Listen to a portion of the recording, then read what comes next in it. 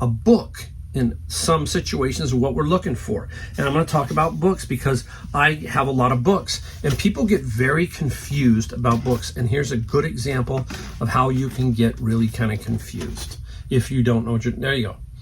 This is J.R. Tolkien, The Silmarillion, 2 of them. You can see, look at the edge. This is when they painted these edges, that was for dust, okay? Because the other side does not. Okay, so the top side has that. Both covers, there they go, the same. Now I gotta remember which one is which, and I think I know which one is which. So I am gonna show you this first one.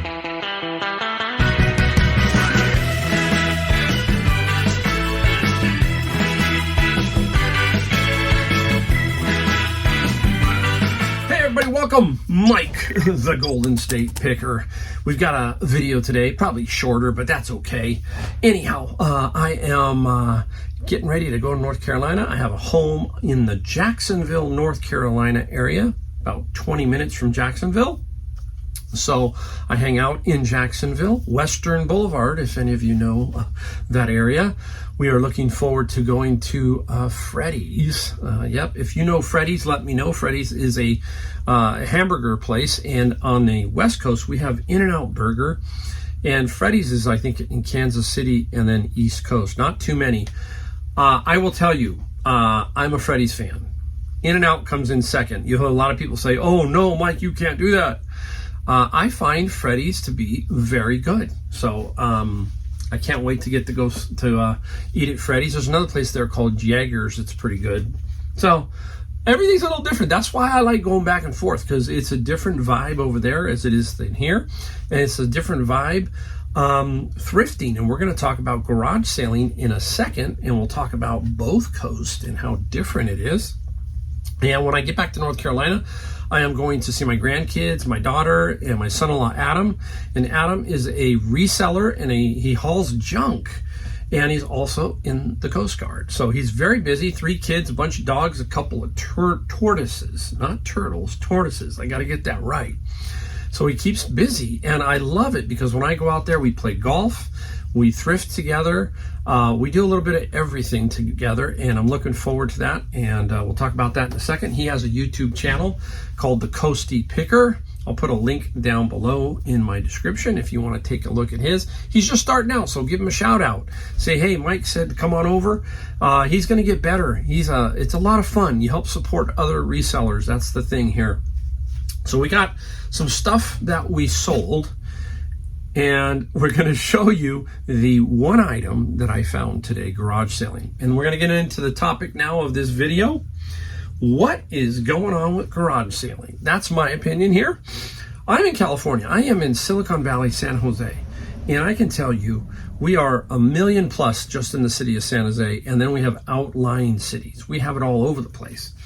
So I always go out Saturday morning and garage sale. Today, I will tell you, I could not believe just how bad it was.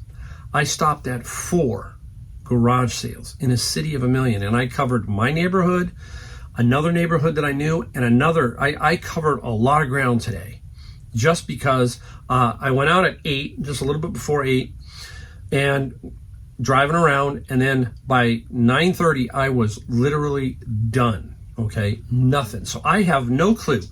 I talked to my other reseller friends, and my reseller friend Brian and I have discussed this. And you have to remember, boy, Silicon Valley is just a different animal altogether. We have generally good weather, a lot of outdoor stuff. And I will give you a timestamp. Today's August 3rd, so that should help you. I'm still in the middle of the summer, and you would think there would be many more garage sales. So we're wondering if people are garage saled out, where they have just run the gamut after COVID. There was a lot of garage sales, all that kind of stuff. And I wonder if now, if people are just, they're just saying it's just not worth it. So they're donating it or throwing it away. We just can't put our finger on it. But we also noticed that the newer generation, so a lot of the older, my age and maybe a little younger, 40s to 60s, that kind of bracket, we are maybe not out there as much because we've turned our homes over here, a lot of people, and have moved out. So it's interesting dynamic. Just can't put my hand on it. But you would think that where I'm at, I would have absolute influx every weekend to garage sales, and it's not true. And I'm here to tell you the good, the bad, and the ugly when it comes to reselling. So if it was, I'm literally telling you, it was weird. And let me know what garage sales are like where you're at. I'd like to know where the garage sale capital would be. Where, if I was going to go in the United States, where do you think would be the best place to garage sale? Let me know down below. Now, I will tell you about North Carolina, specifically where my son-in-law Adam is and where my house is.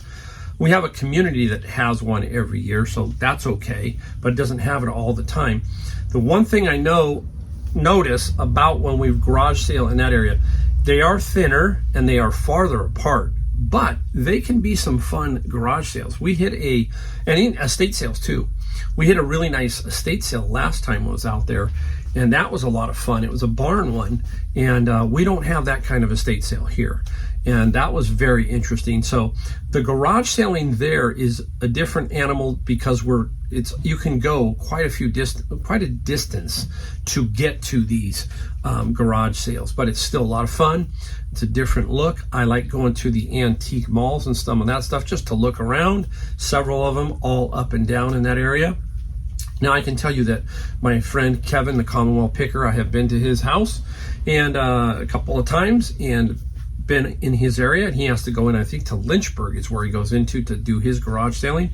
So Kevin is really good, guys, I'm telling you, because he knows how to pick up the stuff that he needs to sell for his family. And I am just so picky. I will not just buy anything. And you hear me talk about don't buy just to buy, but that's my game. I just don't go in to buy unless it's something that's of interest. And I'm going to show you now the one item that caught my interest. It's nothing great, but take a look. I paid $1. The Dick Van Dyke Show, the complete remastered series, for $1. Sells for about $25 on eBay. I haven't checked on Amazon because I'm pretty sure I can sell it there, but we'll look it up. That was it. Everything else just is not in my category, not in my space. And my space is pretty wide, except I'm not a big clothing person. So these garage sales are a lot of garage sales around here are clothing oriented, and it's just not my vibe.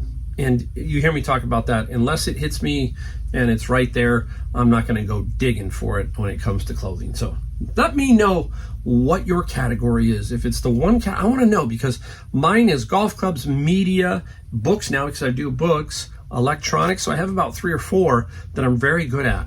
I'm very bad at clothing. I shouldn't say bad, but I'm not very good at clothing or glass, that kind of stuff. So let me know down below in the descriptions. All right, now we are going to talk about one thing here, a book in some situations, what we're looking for. And I'm going to talk about books because I have a lot of books and people get very confused about books. And here's a good example of how you can get really kind of confused if you don't know. There you go. This is J.R. Tolkien, The Silmarillion, 2 of them. You can see, look at the edge. This is when they painted these edges, that was for dust, okay? Because the other side does not. Okay, so the top side has that. Both covers, there they go, the same. Now I got to remember which one is which, and I think I know which one is which. So I am going to show you this first one. Rough condition. We open it up. Now this, you got to find the maps. The Silmarillion has a map. They're usually in the back of the book. This one was loose. Now, everything is pretty much the same except up here they've clipped this. So book collectors don't like this to be clipped. The price was up here. That's what was clipped. If we open it up to the copyright page, we are going to do that here in a second. All right, here we go. There's the copyright page right here. I want you to take notice. First American edition. See it? All right, now you need another telltale, which is down here. You can see these numbers, and you can see how they're 10, going back and forth. This is backwards, 6, 7, 8, 9, 10. Well, 1, 2, 3, 4, they are missing. Okay, so that's going to tell you right now that this is not a first edition. It's a 5th printing of maybe the first edition, okay? So this is a 5th or 6th. I think it's a 6th. With the 6th, it's a 6th printing. So that is a huge difference. Now, here is another one. This is when I just got this one out of a bin. J.R. Tolken, The Silmarillion, fairly decent condition. We open up this one. Now, the one thing about this is it has this, which is called an Ex Libre. Somebody has put the sticker in here. They haven't written their name, so, you know, this is where every little thing plays a part in what it's going to sell for, okay? Now, let's take a look here. Now look up top. First printing, first American edition. Now look at the numbering sequence down here. You see the number 1. So this is first edition, first printing of the American version, okay? This one here, anywhere from 50 to 150, depending on the condition. This one here, you'd be lucky 15 to 25, in my opinion, on that one, maybe, okay? 2 very different books. Now, some can say book club edition, and if you open that up, it would say it down here usually, book club edition. So it is a very fine line as to what is the true first edition. Books can be very complicated sometimes. So I will attempt to get as much money as I can for the first edition one. I'll put it up for what I think it should, and I'll sit on it, and I'll see what happens. That is the other thing we talk about here, is patience on your certain items. Because some people are going to come in and give you some stupid lowball offers. So you got to be very, very careful and don't fall into the traps, is what I'm saying. So keep that in mind when you are doing certain things. If you got a nice book, yeah, let's see what happens. Let's take it a little while. It might take a month, but if you can get $100 for it versus 50, I think that's worth it. All right, now time to go into what we sold. And we sold 15 items for $590. What's my average across the year? If I took last year and I looked at my daily average of gross sales, $500 on eBay. Not too bad, right? $500. And what did we do? $590 today. So we're right on target. And we have these 15 items, and we're going to go over them and talk about them. And we've got 3 golf clubs right off the bat. We're going to get rid of them. We're going to go. Here is King Cobra 2 oversized pitching wedge. See the P right there? This is going to be a local pickup. Somebody is coming to pick this up and in a little bit, so I got to get it on here. So the pitching wedge, you know, what did it sell for? $23 plus local pickup on that one. Now, here's one. I played it for a while. That's one great thing about being a reseller. Sometimes we can use the items, right? If there's a used item, you use it and you go, hey, let me check it out. So I thought I would like it, so I tried it, and it just didn't fit my game. I couldn't hit it like I wanted to hit it. It was just a little odd. So I said, let's just put it back up for sale. I've got another couple in there that I'm trying now I like a lot better. This is a TaylorMade M3. This is what they call a hybrid. It's a 3 or a 19 degrees. That's the loft. Now, this one, you can change the bias here. Remember we talked about the key? By sliding this weight if you have the key. And also can change the loft a little bit, lower and higher, there's a little set screw in there. So, got to know all that stuff. We got to know the flex. And what's the flex? I'm pretty sure this is stiff because this is what I play. Yeah, it's stiff. So, stiff flex. So, oh my. So, the M3 sold for $65. Okay, we got $65 plus $15 on the shipping on that one. Now, all right. Oh no, it broke. It broke. No.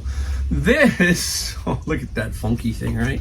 This is what they call a Medicus dual hinge 460cc 12 degree driver. It is a training aid, and this one you can see I can get some pretty funky configurations here. And what this is, so you know out there, it is for tempo.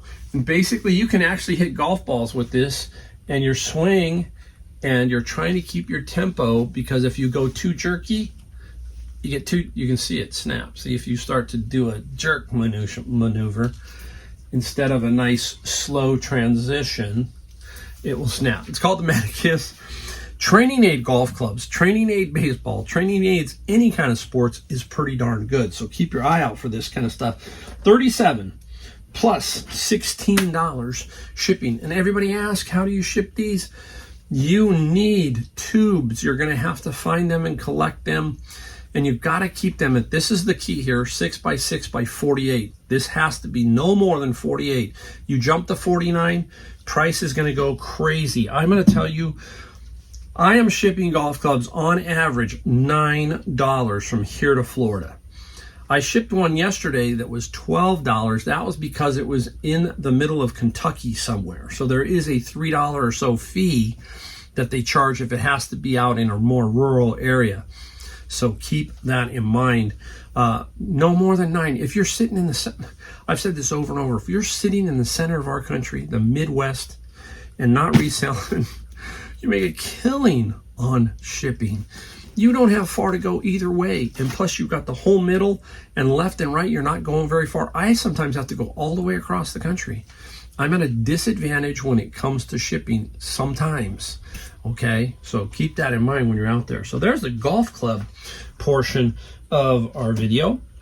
I'm going to get into a few books now. How about this one? Jaws 2 was not written by Peter Benchley. I think this one was by Hank Searles. Okay, Jaws 2. And paperbacks, look for them. $10 plus $5 shipping. Some of the paperbacks can go for some good money. I'm always looking for the older movies, that kind of stuff, but the kind of the first edition. I wish I had Jaws. I have not found Jaws.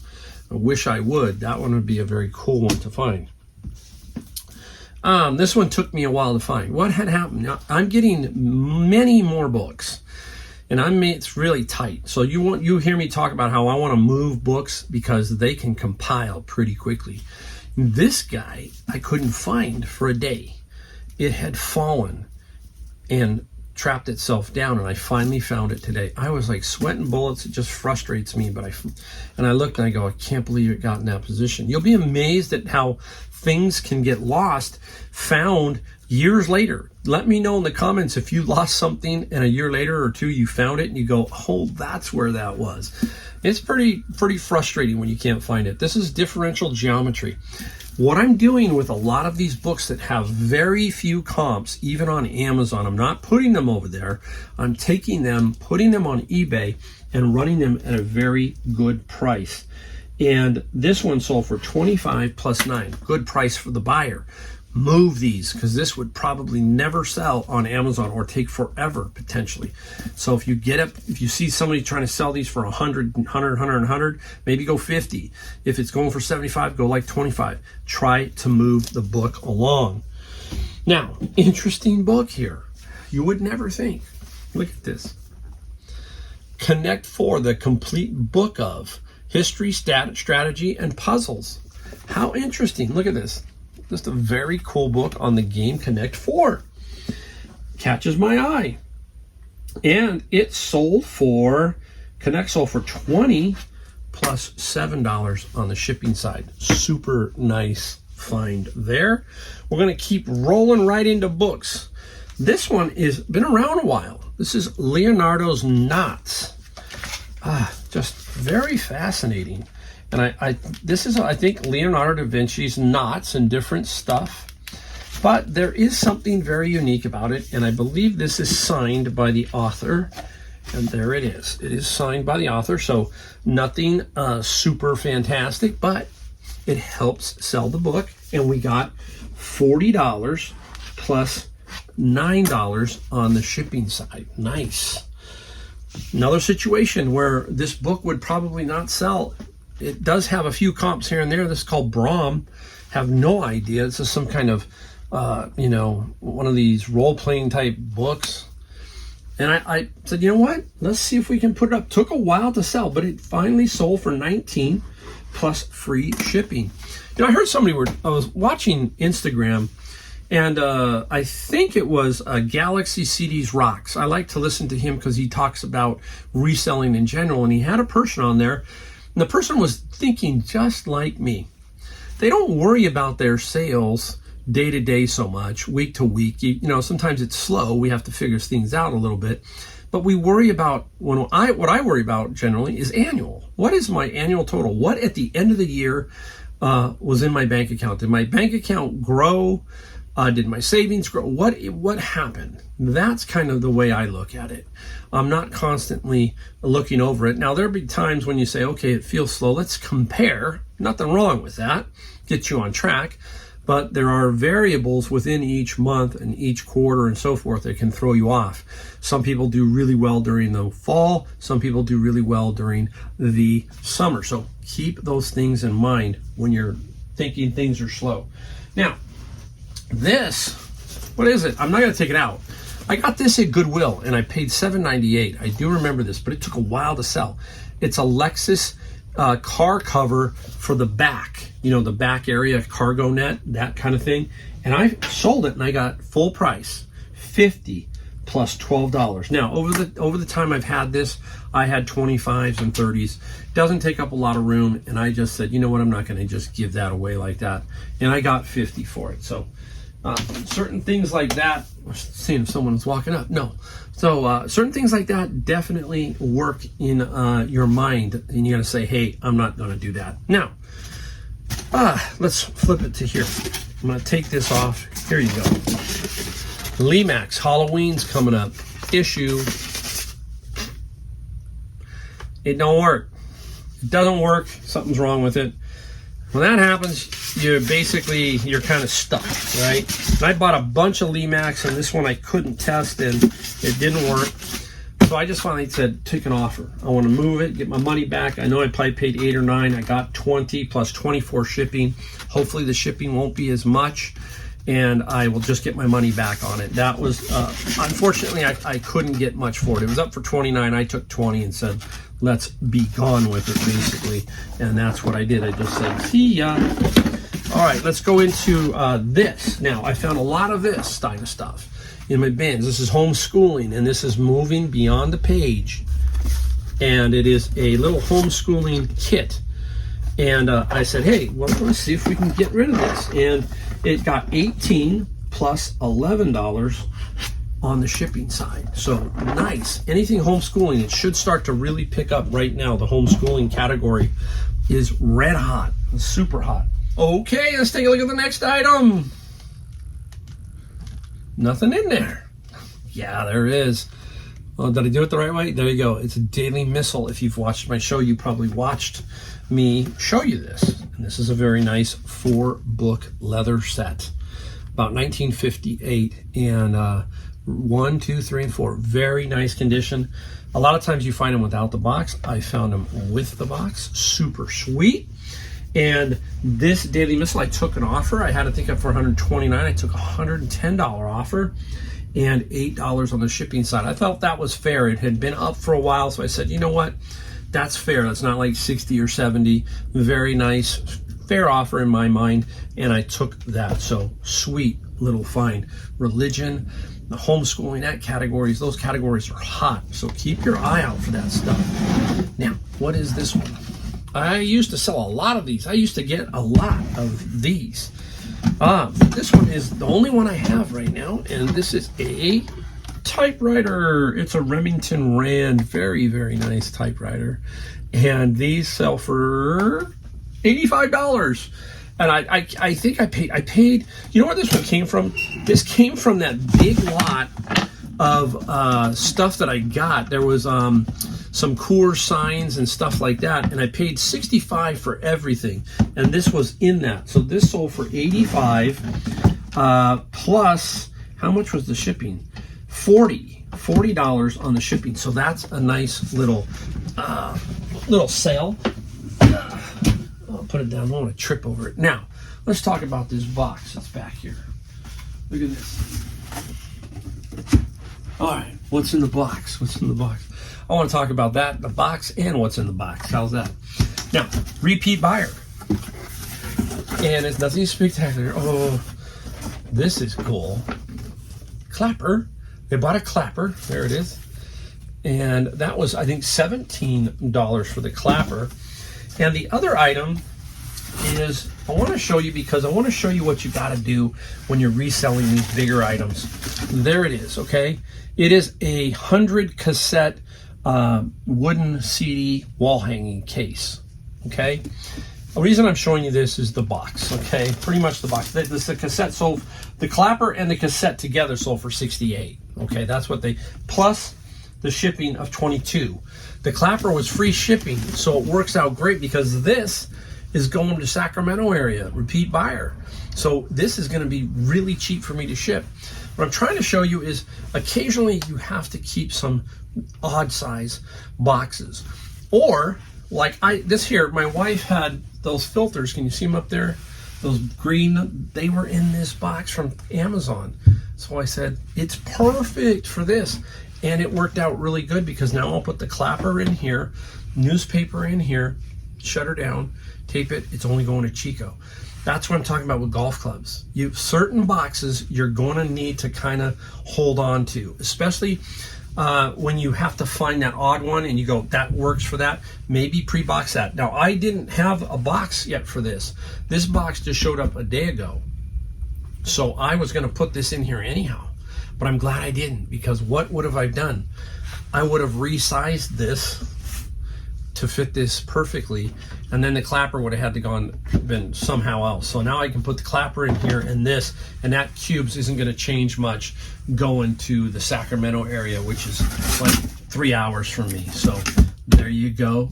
That's how you do it. When people talk, how do you do shipping? Certain things you're going to have around, and certain things you're going to need certain size boxes. If you're going to get into the bigger, odder, unique size, like the typewriter's not too bad. That's a pretty common box for me. This one's a little different, okay?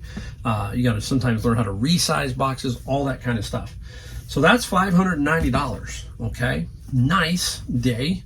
And hopefully you get a little bit of something from my videos. That's the key here, is I'm trying to get you to get something every single time from the videos that I put out. I appreciate it. If you like them, hit the like, the subscribe, and the bell notification, and I will see you in my next video.